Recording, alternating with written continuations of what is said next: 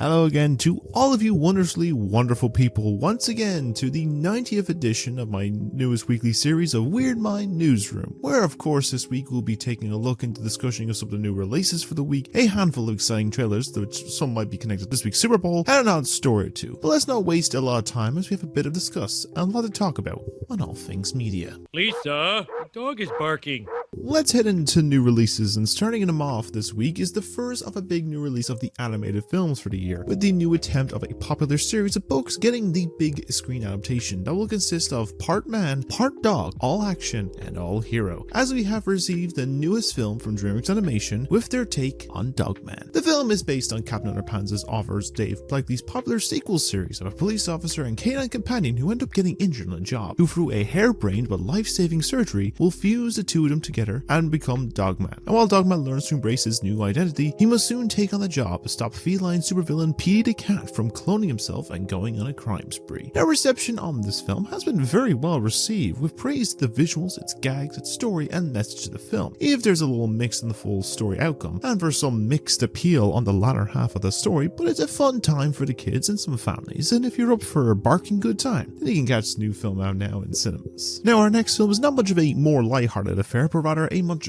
darker part of history, and more of a true story tale told from a specific perspective to the harrowing events that took place over 50 years ago. We have received a new newsroom-based true story thriller of September 5th. The film will be telling the true story of the hostage event that happened during the 1972 Munich Olympic Games that saw masked figures hold the Islam Olympics team hostage, and told from the perspective of the news team that covered the footage around the clock and showing the terror to the world, but also may put the lives of those in the building at stake. Reception on this film title has seen some very strong positive reception, with praise on the focus and perspective of the whole event and performances of the cast. That while it may be a touchy subject to focus on, considering the figures having the conflict in this is very prevalent currently today, it is still a tragedy that deserves to be seen, and also got nominated for an Oscar as well for screenplays. If you want to see the ordeal for yourself, you can also catch this new film out now in cinemas. The next new release is something that has a little more action and a bit more of something a bit of a romantic type things, and starring of a madcap Oscar-winning film has disappeared from the limelight for a bit of time, is back to headline his first major motion picture, as Ke Huy Quan is back to face the actions of his past in the new action comedy of Love Hurts. The film will tell a tale of a former hitman turned realtor of Marvin Gable having to return back to the world he left behind when he learns his brother is hunting him down when he reunites with his former partner of Rose, must hone his skills again to protect that new life and legacy. Now, reception of this title is unfortunately on the weaker side of things, that while the performances and action are decently praised, the by-the-numbers plot and concept has been something we have seen a lot of in the last little while, and it is starting to show its age. But if you're up for something with a bit of love and some action, you can also catch this new film out now in cinemas. The last of the new releases for this week is the only new game that we have as we head back to the olden days of the realm of knights and royalty, and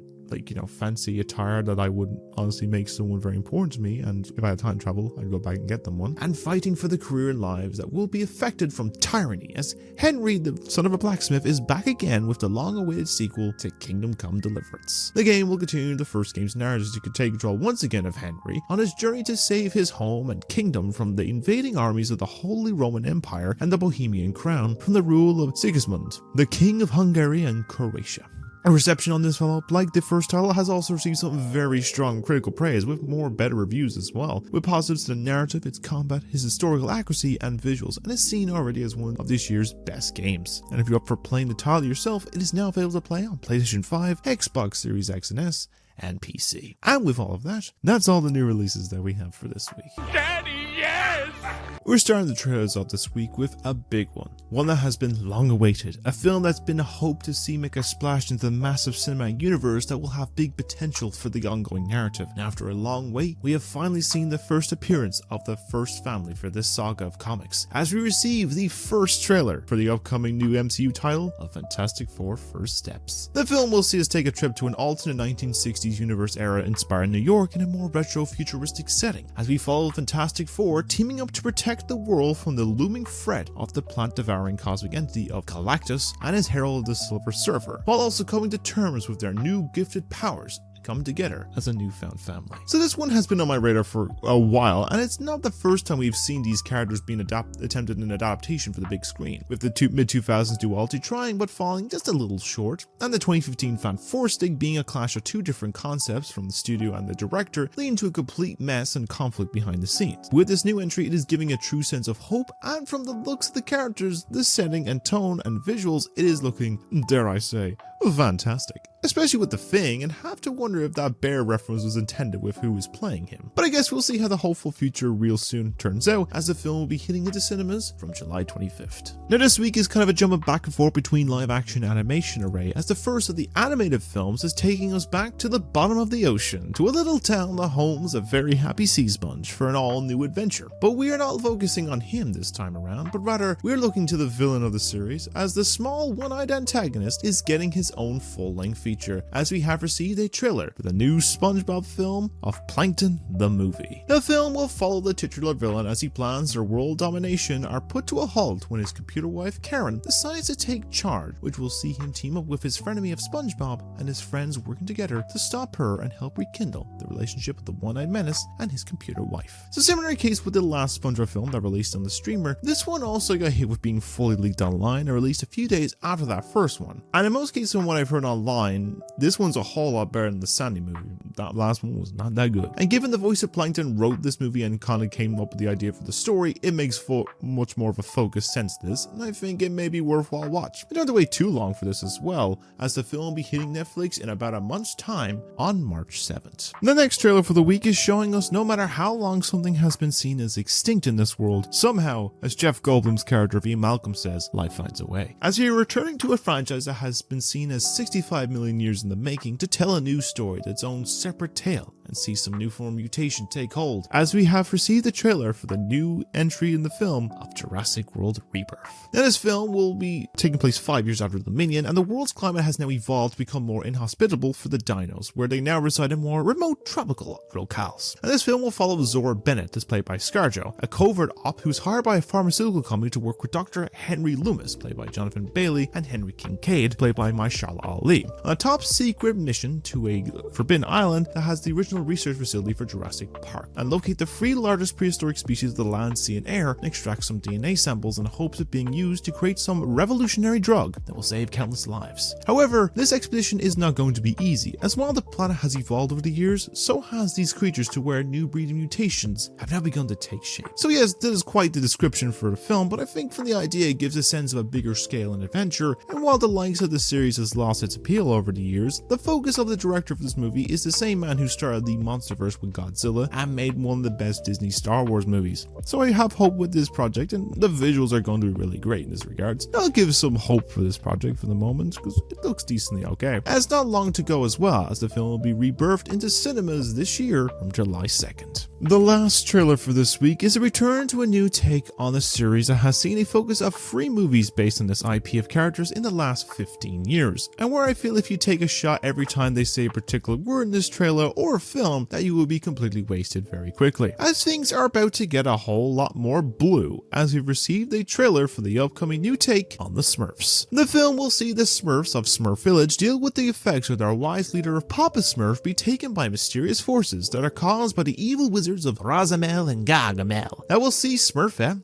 that did you know was being played by Rihanna, led a team on the mission to the real world to save him with the help of some new friends, and we'll see the Smurfs learn to discover what defines their destiny to save the universe. So the case I wondered how they're going to approach this new film, as we've had 2 live action takes in the early 2010s, and then an animated one a few years back, and the likes of blending the two of animation live action makes sense in this regards. I like the aesthetic of the animation and the approach they're going with. That's a little hint of like some other anime films like Mutant Mayhem or Spider-Verse type styles. The more expansive multiverse of characters is an interesting idea. I'm kind of intrigued and kind of interested in it, just for the moment. I'm sure it'll be worth a watch in due time, as well as I regret deciding a drinking game of how many times they say Smurf in the film, even though I don't really drink. But I guess we'll see how it all comes together when the film releases into cinemas from July 18th. And with all of that, that's all the trailers that we have for this week. Can I just say, yeah. Starting off with the news stories for this week is with the announcement of a project with the return to a popular series of a TV show that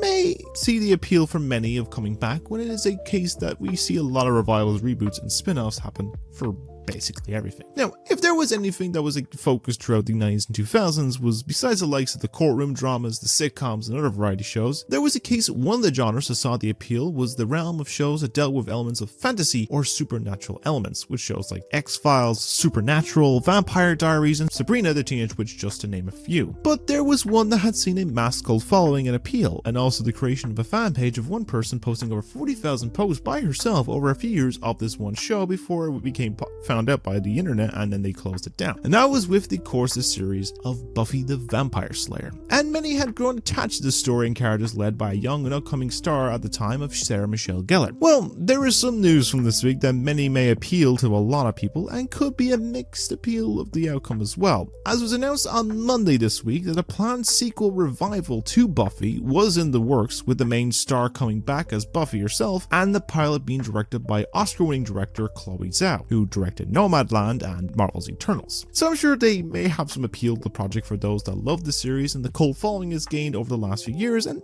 maybe could tie into the characters from that Audible book series with Slayers or whatever it is that also stars some of the original series, but at the moment it's hard to say. The one question that may seem some concern right now is whether or not the appeal will still be there if there is no involvement with the original creator of Joss Whedon. But with all of the drama and allegations that came after the Justice League fiasco that also related to Buffy and other stuff, it may seem best to leave them out of it and have someone possibly write a better depiction and character for the female cast members, a common issue that's brought up from the works of the original creator, even in other projects. But I guess we will see over time how they lead into a new series and if the appeal of this Vampire Slayer is still alive after all this time. But what are your thoughts on all this, and would you be up for a new reboot of Buffy the Vampire Slayer, or do you see this as a possible mixed appeal and feel something else should be made instead? Let me know what you think of it all down below in the comments, and we can discuss what you want from this new revival there. Our next story we have to discuss about this week is a mix of a confirmed rumored casting discussion about what is coming up for a new project, and the other is a possible leaked release date for an upcoming game that many have wondered when we would be seeing it. And we can delve into those now for the two projects, so let's get into them in particular. With our first of the pieces focusing on some of that casting rumors, and this is the area of another upcoming project from an acclaimed director, and this is with their planned 4 films, all based on each member of the Beatles. Now, while the full cast of the 4 members have not been fully finalized, with the only confirmation so far is Barry Keoghan playing Ringo and Paul Mescal set to play Paul, the likes of George and John still waiting to be confirmed, that hasn't stopped the concept of another figure of this group getting a focus as well, and one that was seen as a bit of a controversial figure for the group that may have affected the dynamic, and that was with the partner of the late John Lennon, of musician Yoko Ono.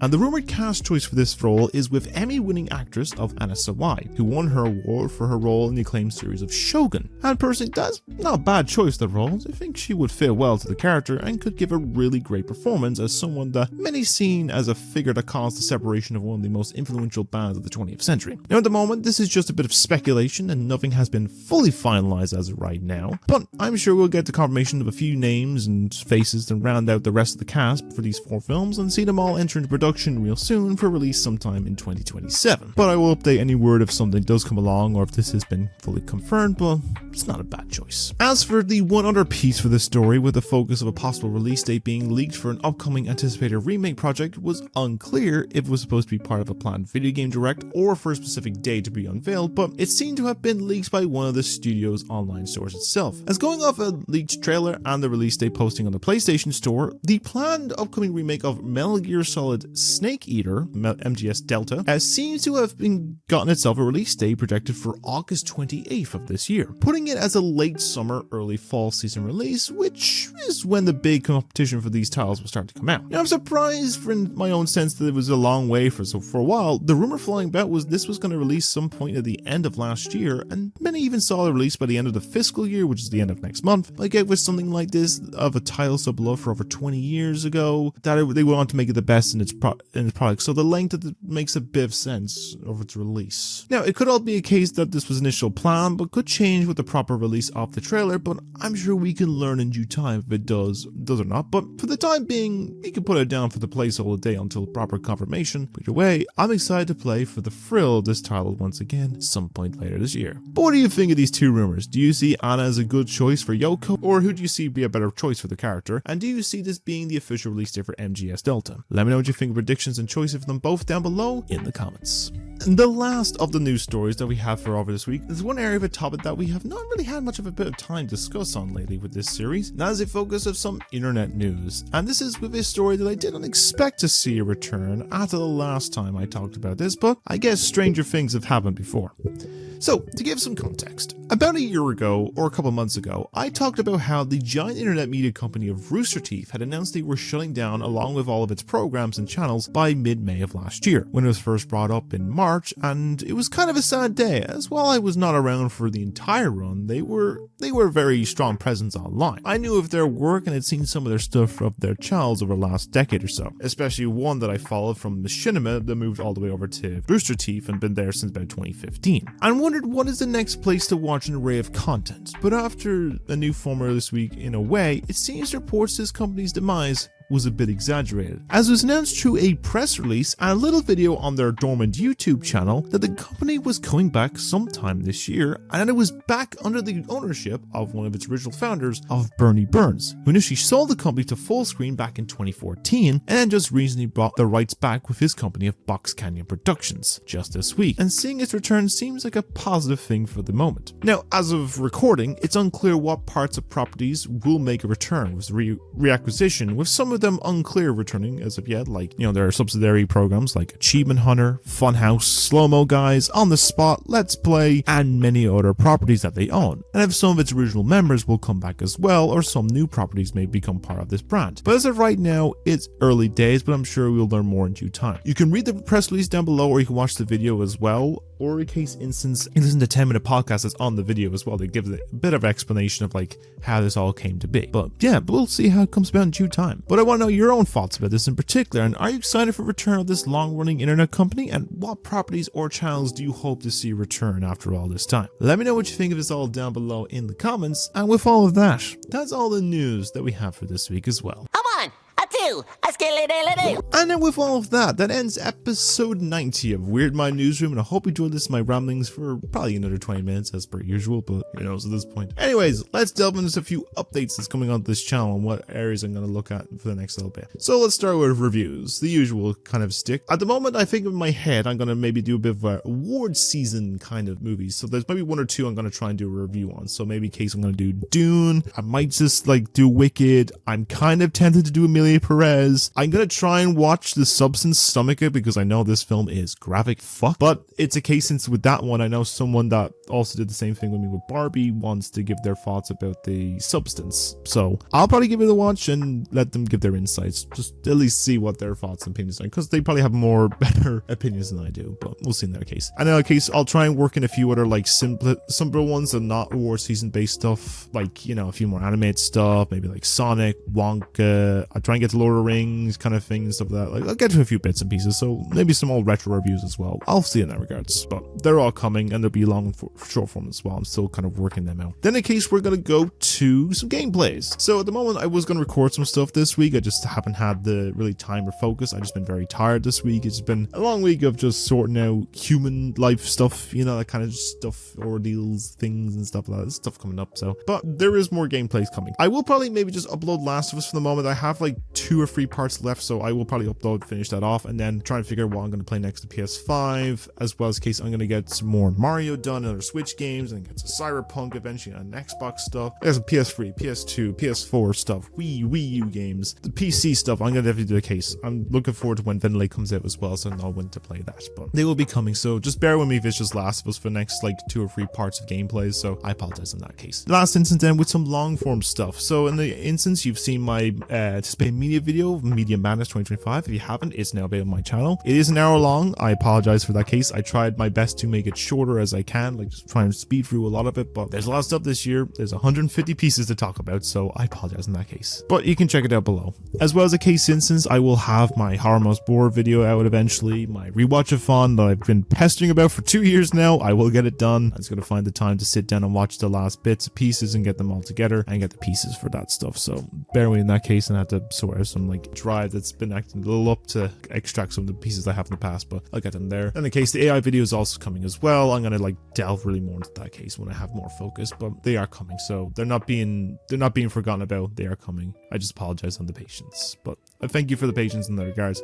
Apologize for the delay. But I think I'm gonna leave it there for now because I've rambled on long enough. So if you enjoyed my content and want to see more from me more frequently, then simply like and subscribe as I upload new content every single week. I like to welcome all the new people that have suddenly joined. Like I didn't expect a sudden jump of about 10 or 12 plus people in the last couple of days, but welcome. Join me. Like I hope you enjoy my content. I'm probably not that entertaining, but sure, I try my best. And welcome all with a nice firm.